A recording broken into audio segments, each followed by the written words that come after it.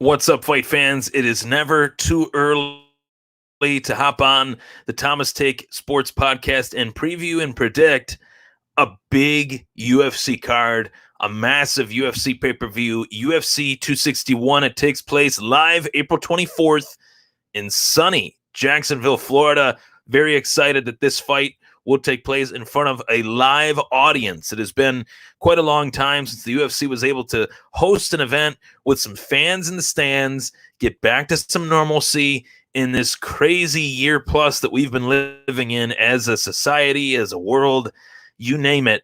Wanted to introduce the show in that regard. I am so excited and so pumped that the UFC is back in this way on April 24th. If anyone was to get this done, before anyone else, it was the UFC, and the fact they were able to get it done, make it happen in Jacksonville, Florida.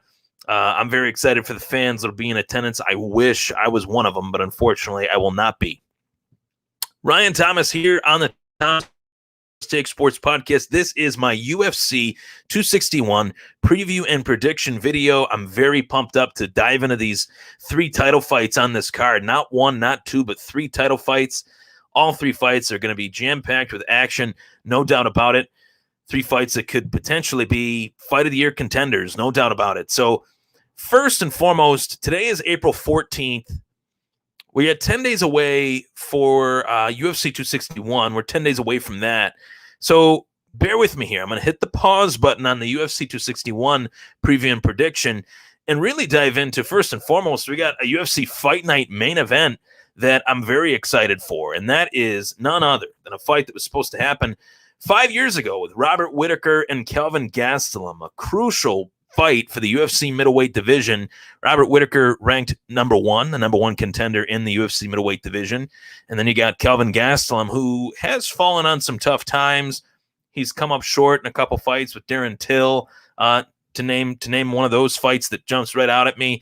It was another loss that he suffered, but he's coming off of a win, though, against Jack Hermanson. And it was a quality win. It was Kelvin Gastelum going right back to the well, going right back to what he knows best, and that's that high-pace, wrestling, gritty style.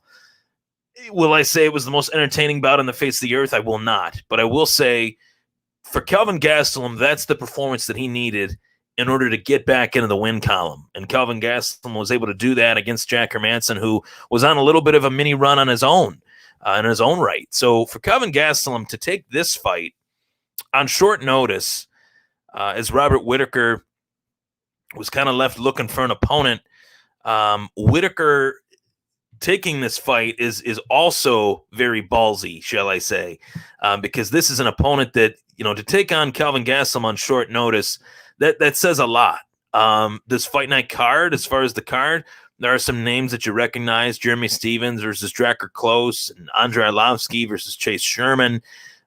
Main card-wise, Luis Pena and Alex Munoz. But really, the fight of the night is this main event. And for Whittaker, he's got to get this win to inch himself closer to a title shot. Whittaker, in his own right, is coming off of a win against Darren Till, and it was a high-quality performance. It was in his own right, a back-to-the-well performance for Whittaker, sticking and moving, able to avoid Darren Till's awkward strikes, able to land some of his own en route to the W. And I think if Whittaker does get this win against Kelvin Gastelum, I don't see how he is not given the next UFC crack title shot at the current UFC middleweight champion, Israel Adesanya. They fought once before.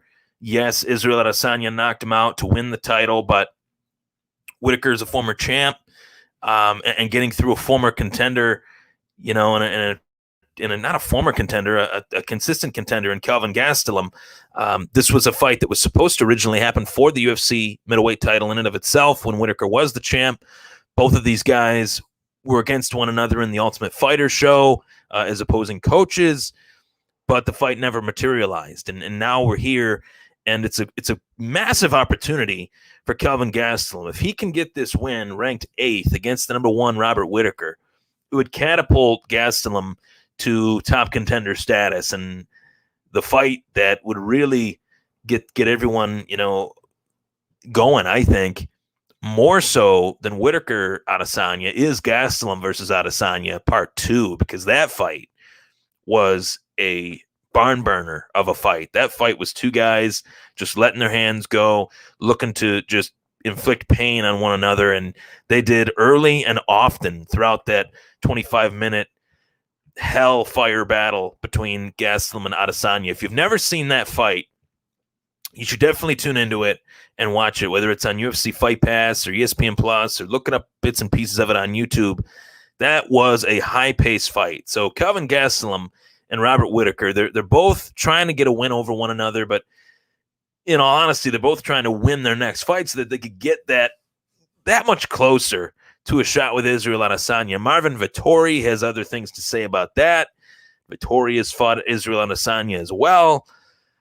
I'm pumping the brakes a little bit here on the Marvin Vettori UFC middleweight title talk, title shot discussion, due to the fact that he did just beat a guy that took on the fight on less than 2 weeks' notice, and Kevin Holland, who was coming off a loss to Derek Brunson in his own right. Maybe the winner of this fight could potentially fight Derek Brunson.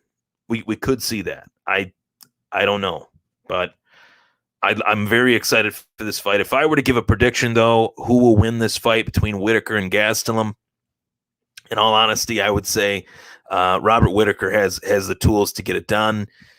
He's just got to defend the takedown. That's the biggest fact of this fight. If Kelvin Gastelum can do what he did to Jack Hermanson and to all the other guys that he's fought, pretty much, he's a sneaky good fighter. There's moments where he hasn't shown up, but then there are moments where he has, and the moments that he has, and he's really something. But if I were to pick who will win this fight out of the two, I would say Robert Whitaker for sure.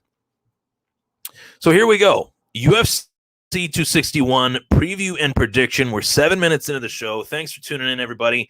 Whether you're tuning in on Apple Podcasts, Spotify, or Google Podcasts, you're tuning in on YouTube. The Thomas Take Sports Podcast is everywhere. Please feel free to subscribe on all podcasting platforms as well. Like the Facebook page where I'm streaming this right now, as well as my personal profile, Ryan Thomas. So thank you so much for tuning in. And let's get right to it. UFC 261, as I said from the top, not one, not two, but three UFC title fights. The first one that I really want to dive into is Valentina Shevchenko versus Jessica Andrade. And this is for, of course, the women's flyweight crown.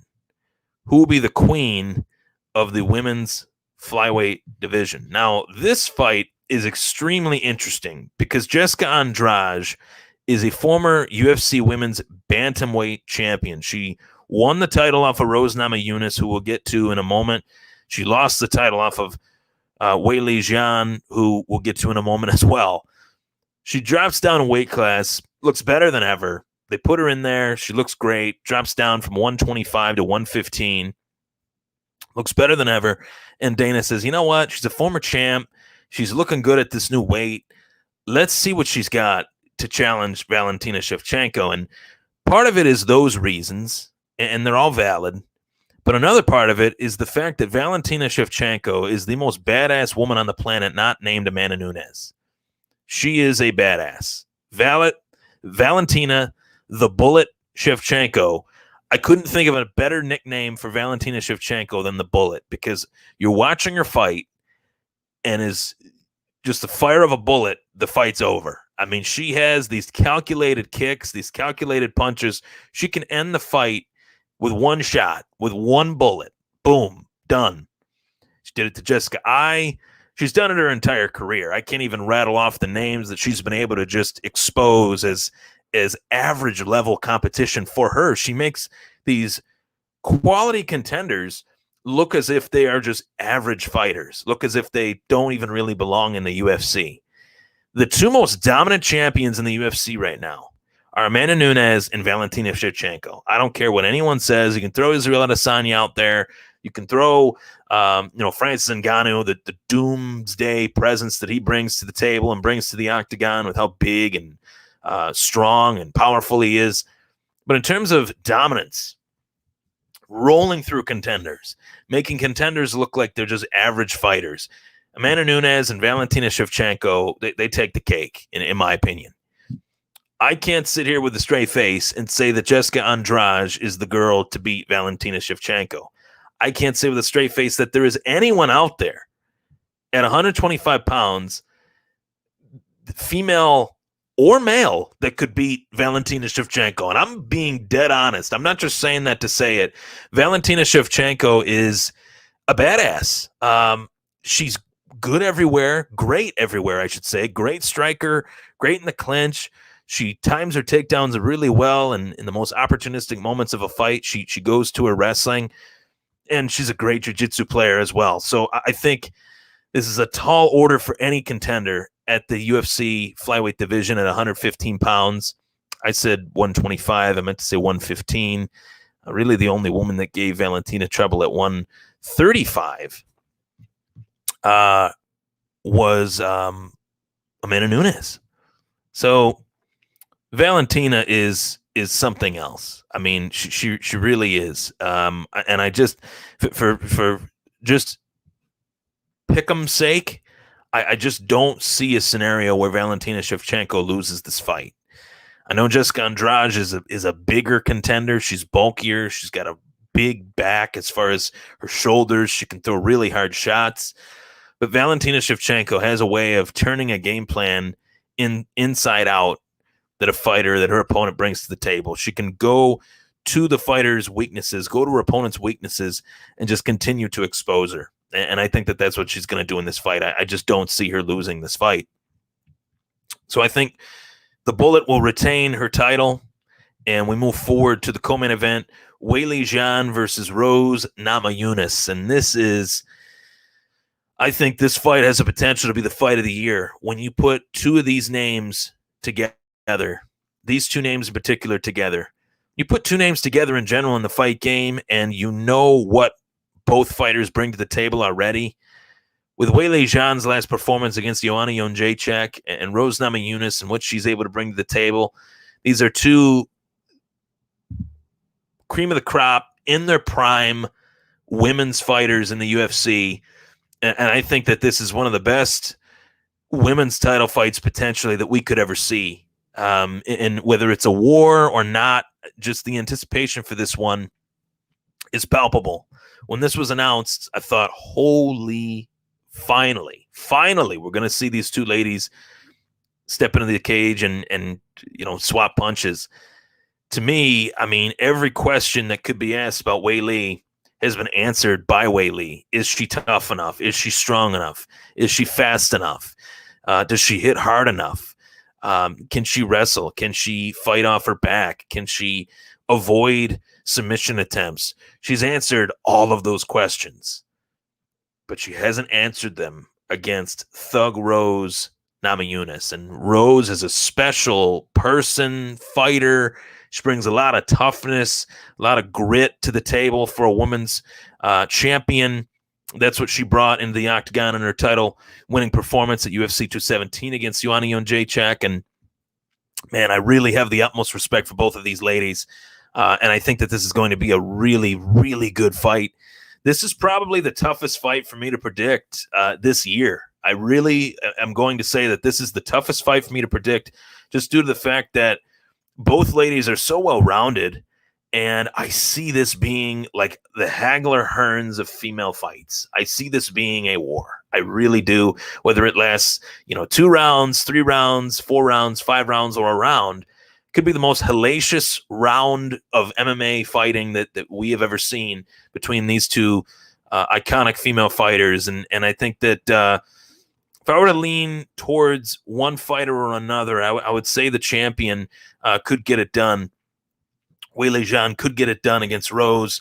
Weili is a very special fighter. I knew that even prior to her winning the title. I remember being on this podcast and saying that I could see her as a future champion one day. If Rose doesn't get this done, it'd be very tough to climb back up that ladder again and try to get another crack at her title. So this is just a massive fight for Rose as well. I don't know. I think this could be a close decision with Weili Zhang getting it done. Rose is just too tough, I think, to be finished.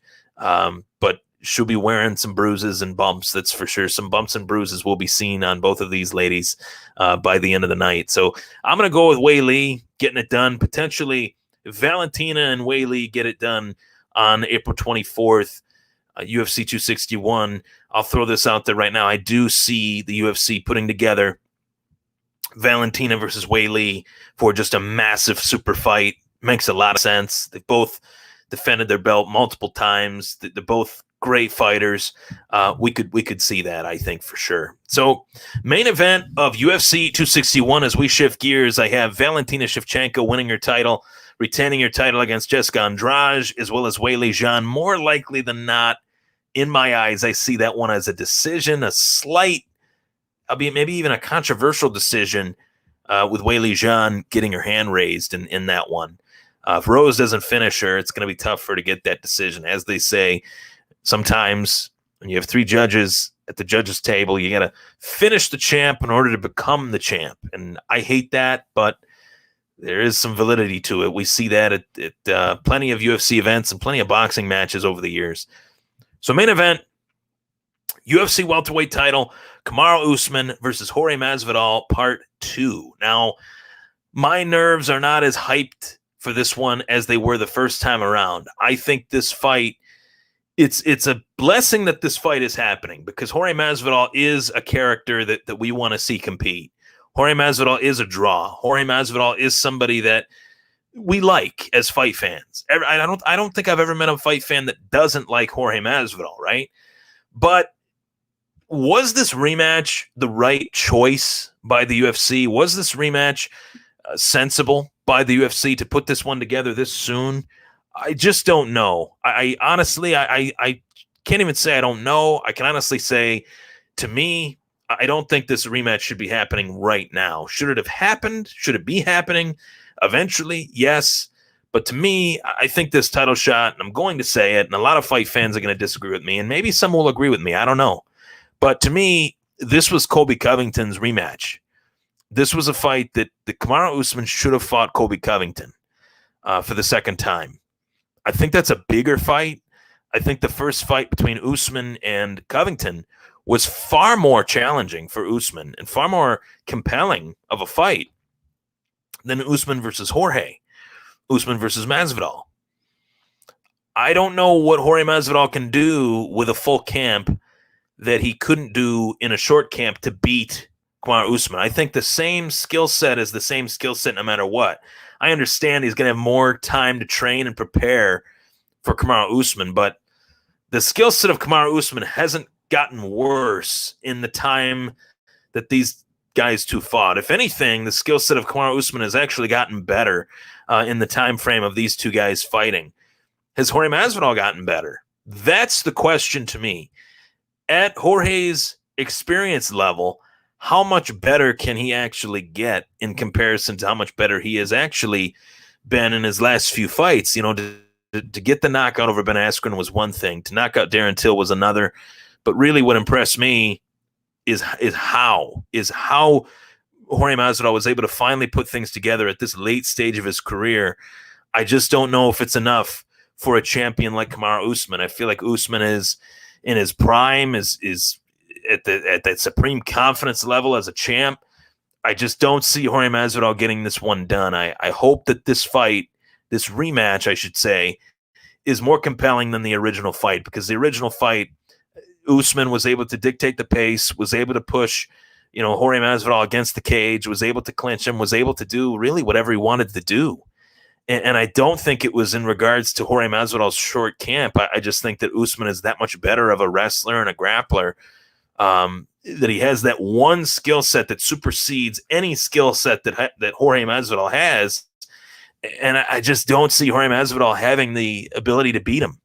So I think this is actually one of the easiest fights for me to call on the card of UFC 261. I think the Shevchenko-Andrade fight is tougher to call than this one. And I most definitely feel the Weili Zhang versus Rose Namajunas fight is far more difficult to call than this fight. I think this is an easy decision win for Jorge Masvidal, or pardon me, this is an easy decision win for Kamaru Usman. I don't see Jorge Masvidal getting it done. I hope that this fight, as I said, I hope that this fight is far more compelling than the first fight, but I just don't see it. I don't see how Masvidal could really improve that much in, less than a year's time. Whereas Usman is improving every time he steps out there because he's still got a lot more left in terms of his prime. Whereas Masvidal I think he's already seen his prime. We already know what his prime looks like. And even in Masvidal's prime, I don't see that prime being enough to beat Kamaru Usman. So there you have it. I see 3 title fights on this card, and I see potentially all 3 champions retaining their title. If there is a fighter that can defeat Wei Li Jian, I do believe it's Rose Namajunas. Valentina Shevchenko, I think she's just too much at that weight class for anyone. And Kamaru Usman, another title defense, and maybe the next fight is Usman versus Colby Covington or Usman versus Leon Edwards. If Leon Edwards can get past Nate Diaz, how about that fight booking? That was a fight booking out of fight announcement out of left field. I didn't anticipate that one coming at all. Leon Edwards versus Nate Diaz, that's taking place May, I think the co-main event with Chandler and Oliveira for the UFC 155-pound title. So very much looking forward to that. Diaz and Leon Edwards will take place at welterweight as well. So I want to throw that out there as well. I haven't talked about it on the show yet. So there you have it. That is my UFC Fight Night / UFC 261 preview and prediction. I'm Ryan Thomas. Thanks so much for tuning in to this Combat Sports edition of the Thomas Take Sports Podcast. All things UFC, MMA, Bellator, boxing, all of the above, combat sports-wise. You can check it out on this podcast on Apple Podcasts, Spotify, Google Podcasts, YouTube, Facebook. I'm everywhere. Check it out. Enjoy the show. Hope you enjoy it, and feel free to leave a review on Apple Podcasts. Those reviews matter. They count. And I'll be talking to you soon about more fight announcements, more previews and predictions coming your way. Stay tuned for more. Take care.